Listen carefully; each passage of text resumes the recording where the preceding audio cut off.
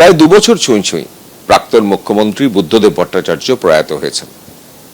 আমরা রয়েছি তারই পাম অ্যাভিনিউর সেই এক চিলতে ঘরটাতে, যেটা বুদ্ধদেব ভট্টাচার্যের একমাত্র ঘর। আমাদের সঙ্গে রয়েছেন মীরা ভট্টাচার্য। কয়েকদিন হলো তার বাড়িতে পুলিশি নিরাপত্তা ফিরিয়ে দিয়েছে শুভেন্দু অধিকারী সরকারের প্রশাসন।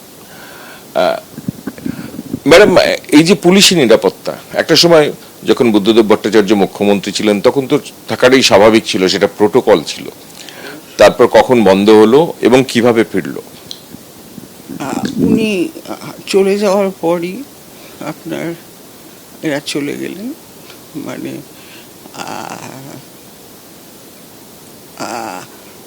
আর ফেরার কথা যদি বলেন, ধরুন আমাদের মুখ্যমন্ত্রী, এখনকার মুখ্যমন্ত্রী যিনি হয়েছেন, আমার ওনার কথা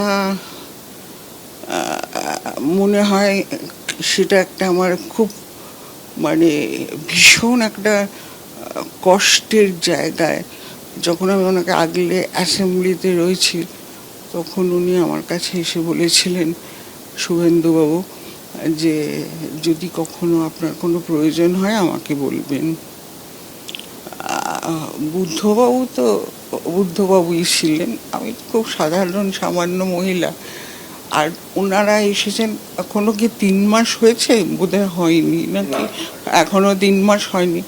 এর মধ্যে উনি যে কি যা যা ভোটের আগে প্রতিশ্রুতি দিয়েছিলেন, সেগুলো তো পূরণ করতে করতে ওনার তো এত ঝামেলা, এত কিছুর মধ্যে উনি যে এটা মনে রেখেছেন, মনে রেখে আমাকে এটা যে ফিরিয়ে দিয়েছেন, মানে আমি ওনাকে আন্তরিক শুভকামনা জানাই। আর সাথে শুভেচ্ছাও রইল, উনি এগিয়ে চলুন। আমি আমার জন্য বলছি না, এত কিছুর মাঝেও যে ছোট্ট ছোট্ট জিনিসগুলো ওনার মনে থাকে, সেটাই একটা অবাক করা।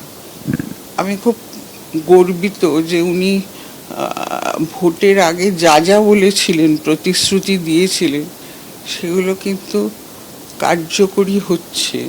এখনো 3 মাস হয়নি, কিন্তু তার মধ্যেই কার্যকরী হতে আরম্ভ করেছে।